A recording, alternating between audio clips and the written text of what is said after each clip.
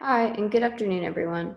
I'm excited to share with you today my research on Haitian voodoo, so let's get started.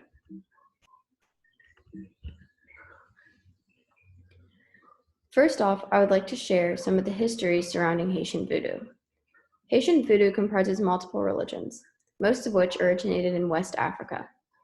The religion takes most after Vodou, which was heavily practiced in Benin at the time.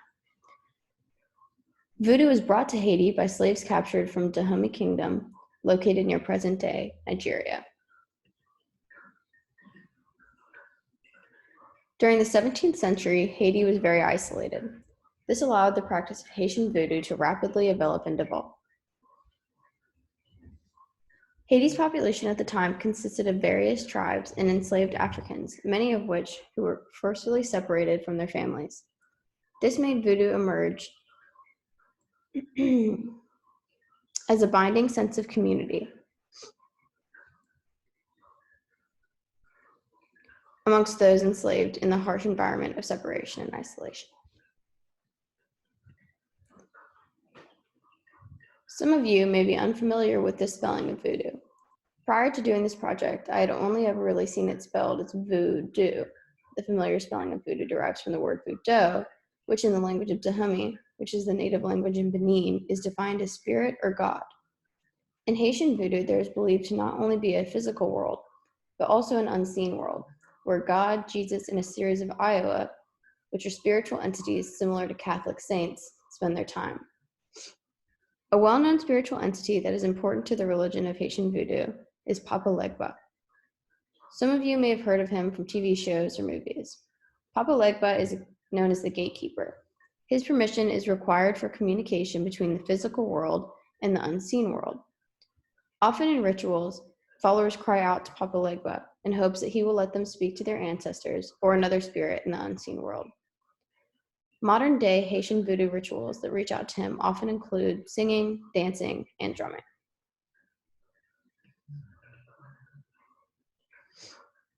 At this time, slave owners enforced Catholicism and strictly prohibited the practice of any native religions, forcing slaves to worship in hiding while adopting some Catholic traditions such as hymns and prayers into the practices of voodoo.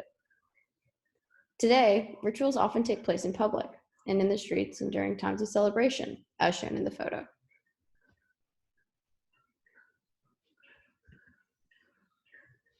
Now moving on to some information about Toto Bizinth.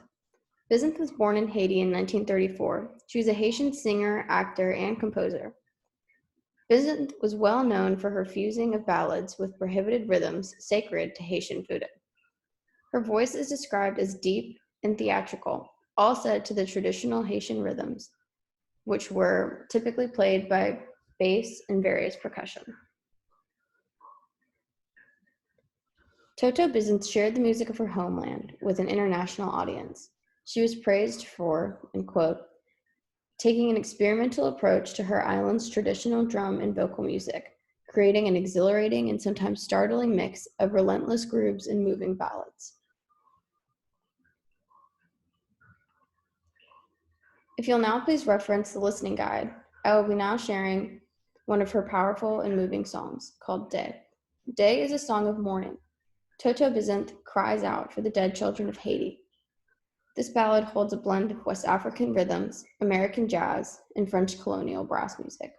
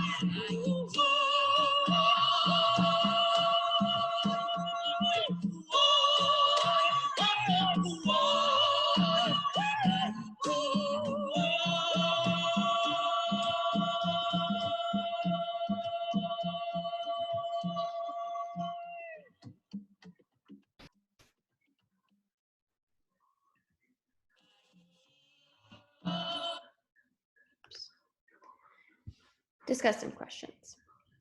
Can you think of another religion similar to Haitian voodoo in that they are composed of or have similar beliefs to other religions? Do you think that the suppression of voodoo in Haiti by Catholics and slave owners in any way actually made the religion more popular? Thanks everyone for listening.